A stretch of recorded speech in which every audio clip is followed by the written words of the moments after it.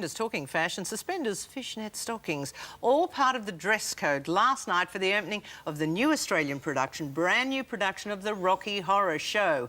Now, the musical first premiered in 1973 and was only meant to run for 5 weeks. It, of course, has become a global phenomenon. It's in the country at the moment, and, of course, its original creator, Richard O'Brien, joins us. Oh, Richard, it's so good to see you again. Thank it's been you. too long. That's very kind of you. I tell you, this is to create a new or a new spin, a different incarnation of Rocky Horror. With all the ones that have been done since 1973, is it hard to surprise and impress Richard O'Brien? I think it would be wrong to try and surprise and suppress. I think that what we're trying to do is make a show which people enjoy. That's the journey.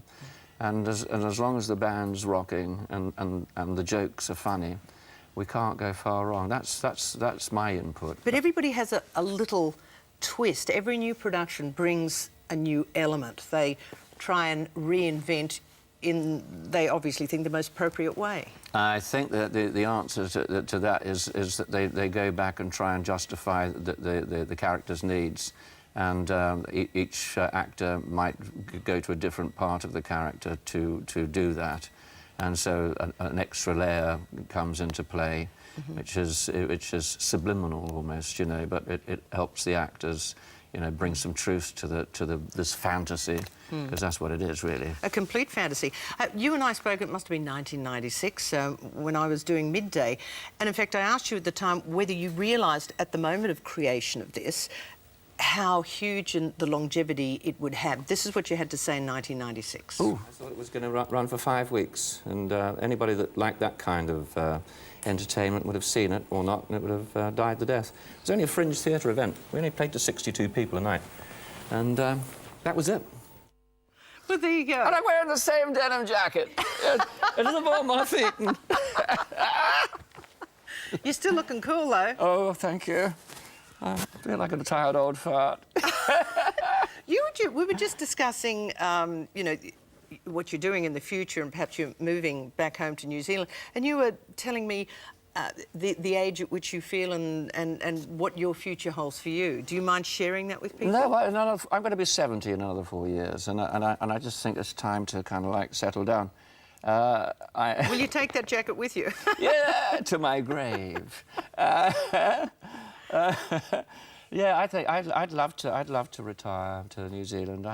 When I say retire, you know, I live a fairly monkish kind of life, and I like being at home on my own and paddling around. I'm quite happy. I never get bored, as long as I've got a guitar and I've got something to write on. And these days with the global network, you don't actually have to be in any kind of particular place anymore, do you? No.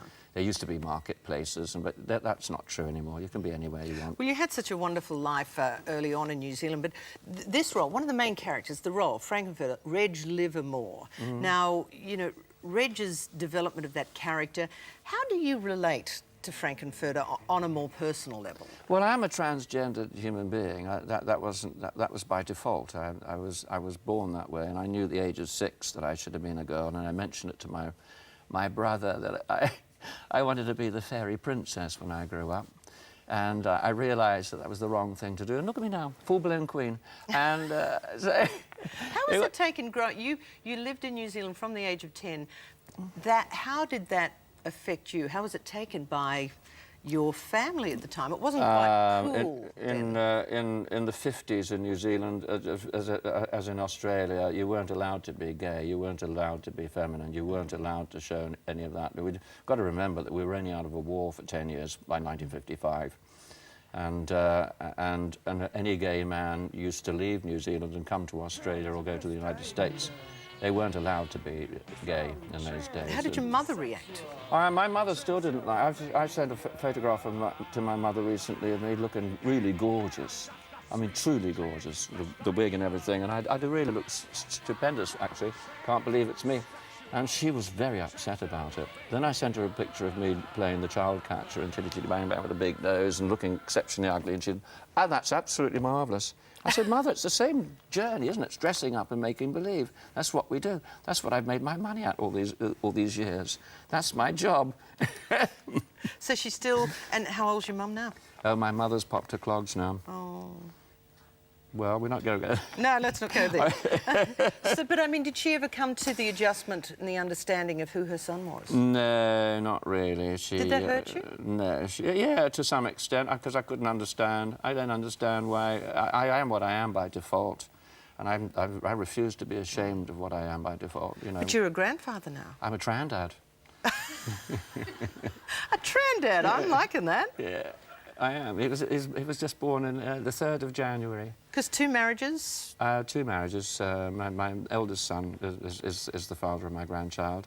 I've got two more. I've got a boy in New Zealand, actually, who's studying marine biology. And my daughter's back in London studying art. I'm the luckiest person on the planet, truthfully. I really am. My children deeply love me. I'm allowed to put a frock on and go anywhere I want to go and be myself. And, Did they understand? Did they get Dad? Yeah, they're fine with it. They're absolutely, you know, I know I used to put a frock on when Joshy, my second boy, was going out to party and put the rock. Let's have a photograph of your dad before you go out. And in front of all his friends, nobody was embarrassed. I think because I'm not embarrassed. You know, if you're free, everybody else can relax around you, can't they? It's only when you're keeping it inside and people are walking on eggshells around you, and they become nervous. That's not healthy. It's repression. Listen, congratulations on the happiness, the fun, the music, the concept that has and is the Rocky Horror Show. And everyone I've ever seen has got just, you know, something a little bit different. And this one is not disappointing. No, not at all. Listen, it's great to see you again. Thank you so much. Enjoy your stay here. Let's not make it another 16 years. No, let's not make it another 16 years. I was starting to think, was it something I said? I could send the coffin along. Hopefully not mine. Rocky Horror Show, you just saw the details. If you did miss it, just go to the website. I know you'll thoroughly enjoy it. Richard O'Brien, good morning. Thank you, Kerri-Anne. We've got more coming up. Here's Lauren. Well, if wrinkle-free clothes and no ironing sounds too good to be true, then have a look at what James has to show us today. Hi, James.